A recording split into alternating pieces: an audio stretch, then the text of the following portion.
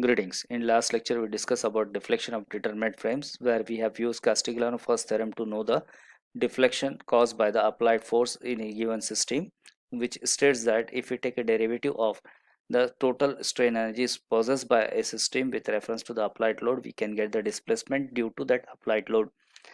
This concept was utilized to find out the deflection in a trusses, where we consider trusses member are axially loaded member which are having a gradual loading system over it, and based on that we have come to a relationship like di by equals to summation of fi ki li divided by e, where fi is nothing but force in the member due to applied load f, and ki is nothing but the force in the member due to unit load applied instead of the applied force F, and Li is the member length, and AE is nothing but axial rigidity. Let us solve some numerical based on this concept.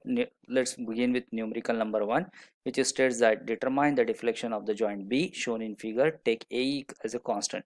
The given frame is a cantilever frame which is supporting a vertically downward load 20 kN at joint B. Joint A and C are on vertical wall at a distance of 2 meter, whereas the distance between the joint B and C is 2 meter. From the geometry we can say angle B is of 45 degree. To find out the deflection at joint B, what I have to do, I have to find out the forces in the member, then I have to apply a unit load at the joint B instead of the applied load 20 kilonewton, and then I have to find out what is the coefficient of distribution of that force, unit force, among the member, and the product will define as the deflection caused at the joint B due to the given loading system. Let's begin with the force analysis. First, we will prepare free body diagram for the joint B, where two members are going to meet and a applied load is there. Applied load is 20 kilonewton. Let us consider in member AB. FAB is the force generator, which is tensile in nature to counterbalance the downward moving load. Here FBC is having a compressive force. Member FBC is going to have compressive force to counterbalance the force in member AB. Now I will apply static equilibrium equation to the joint B. Summation of Fi equals to 0 yields to the relation FAB sine of 45 minus 20 equals to 0. Means for vertical component of this FAB force will be sine component, because angle is traced with the horizontal axis. It is going to balance the 20 kilonewton load which is going downward. This results into FAB is equals to 20 divided by sine of 45, which comes to 28.28 kilonewton tensile in nature. Now I will go with the second equation, summation of forces in x direction equals to 0, which results into minus FAB cos of 45, cos component of this AB force, plus FBC, which is going towards the right hand side, equals to 0. From this we can say FBC equals to 20 kilonewton compressive in nature. Now I will move towards the K analysis. For that, what I will do, I will replace this 20 kilonewton load with a unit load, and we'll find out what is the statics with reference to this applied load. Now again I will apply static equilibrium equation for the consider signs for the forces in the member. Summation of Fy equals to 0 will yield into Kab sine of 45, means Kab sine of 45 vertical component balancing the unit load minus 1 equals to 0 yields into Kab value as 1 by sine 45, 1.414 kilonewton tensile in nature, and summation of forces in x direction equals to 0 yields into relation minus Kab cos 45 cos component of this Kab force plus KBC moving towards right hand side, resulting into KBC value as a 1 kilonewton. After knowing the forces, F forces and K forces, I will put this results into tabular format, which will be related with member length, force Fi in the third column, force Ki in the fourth column, and product Fi Ki Li. So for member AB we have length 2.828 and force in the member is minus 28.28, minus sign for the tensile nature. Force in Ki is minus 1.414, result into 113.08. For member BC, length is 2 meter, force is 20 kilonewton, and Ki force is 1. Compressive forces, that product is 40. The summative value is 153.08. If I want to write in terms of deflection, we can write summation of Fi Ki Li divided by E is nothing but the total deflection caused under the applied load, which results into 153.08 upon A. Now let us move to the numerical number 2, which has a statement: determine the vertical and horizontal deflection at C of the structure shown in figure. All members have same axial rigidity.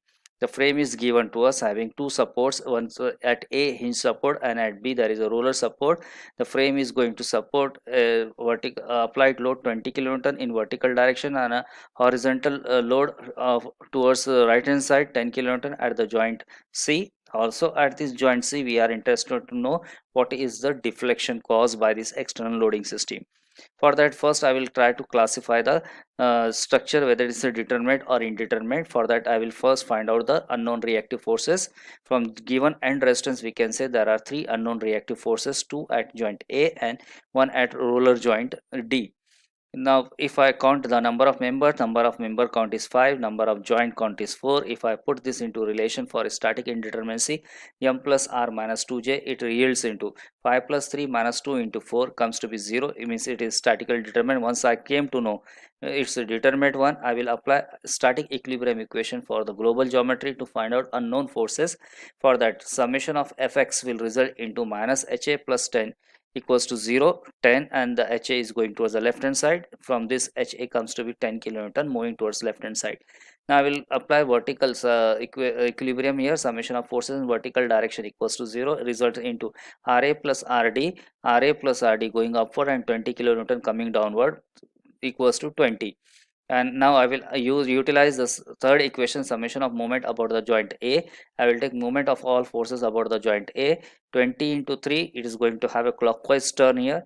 30 into 4, it is again generating a clockwise twist here, which equals to 3 into RD. RD is going to create a anti-clockwise twist here. That's why 3 into RD. From this relation we get RD equals to 33.33 upward.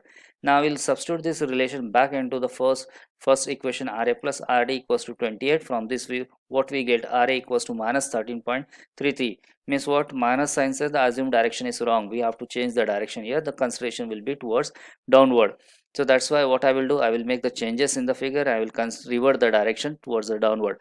After knowing the reactive forces, what I will do, I will try to find out the unknown member forces here due to applied loads on it, applied forces on it.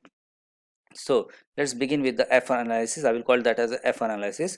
To begin here with, I will first find out geometric constants here. Let us find out angle traced by the member, inclined member here. From the geometry ADC means triangle ADC, I can get theta is equals to tan inverse of CD divided by AD, which equals to 4 by 3, 53.13.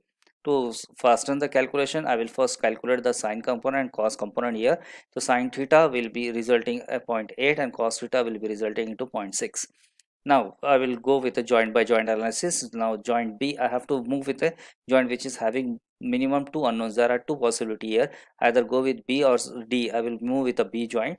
So joint B, if I take equilibrium your free body diagram here, so FBC and FBA are the forces in the member, but there is no external load to apply it. That's why from a static equilibrium equation we can say summation of Fx equals to 0 yield into FBC minus 0. No applied forces there, hence FBC equals to 0. Similarly, summation of Fy is equals to Fab minus 0 means there is no external forces. Fab will be equals to 0. Now I will move to the joint C. Joint C, if I prepare free body diagram, there are four forces here. 20 kilonewton applied force going downward, 10 kilonewton applied force moving towards right hand side.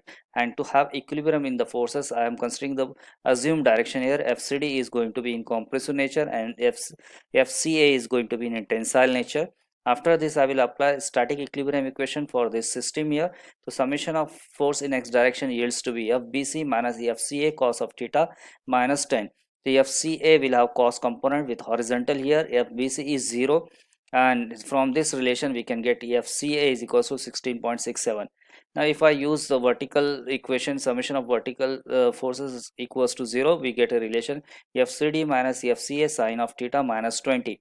FCA will have sine component with vertical axis, 20 kilonewtons going downward, both are negative, and FCD is going to be upward. We know the value of FCA. If we substitute here, it yields to be FCD equals to 33.33 kilonewton. So from joint C, I am going to get two unknown forces, that is force in member AC and force in member DC. Now I will move to the joint A. Towards the joint A, what I am getting here from figure free body diagram, four forces are there. 10 kilonewton horizontal reactive force, RA 13.33 kilonewton. FAC just we have find it is a tensile in nature, and for the balance I am going to consider FAD is compressive in nature.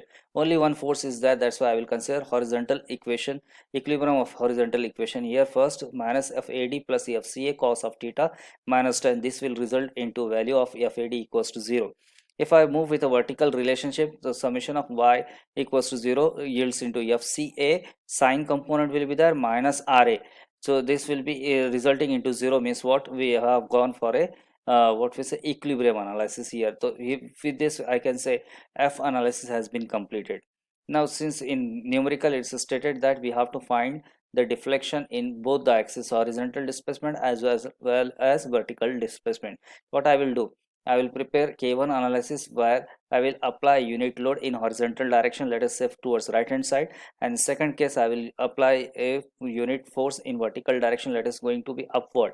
Now with this I will start with the K1 analysis. For before K1 analysis, what I will do, I will first find out the reactive forces with reference to end resistance. If I apply summation of force in x direction, it yields into minus HA plus 1 equals to 0. HA comes to be 1 kilonewton. If I go with the vertical direction, so it will be RA plus RD equals to 0. Since there is no vertical loading here, RA is equals to RD, but opposite in nature, opposite in direction. Now if I apply summation of moment about the joint A, 1 into 3 will be the twist here, which is going to 1 into 4 will be the twist created by unit force, and 3 into RD is the twist created by reactive force. It will result into RD equals to 4 by 3, which comes to 1.33 kilonewton going upward. Then RA will be the opposite to that 1.33 kilonewton going downwards. I will go move with a joint by joint analysis for the K1. So here I will start with the joint B because two unknowns are there. There is no external forces. That's a summation of force in x direction will yield to be to the value of member forces. I will represent value of member forces as a K because I am going to consider unit load, and coefficient I am going to consider KBC equals to 0, and summation of Fy KAB minus 0, KAB equals to 0. Now I will move to the next joint, joint C. At joint C I am having three unknown forces, three forces here. 1 kilonewton KAC coming, I am considering it as a tensile in nature. KCD I am considering it as a compressive in nature. If I apply summation of forces in x direction, it yields to minus KAC cos of theta plus 1, resulting into KAC equals to 16.67 kilonewton.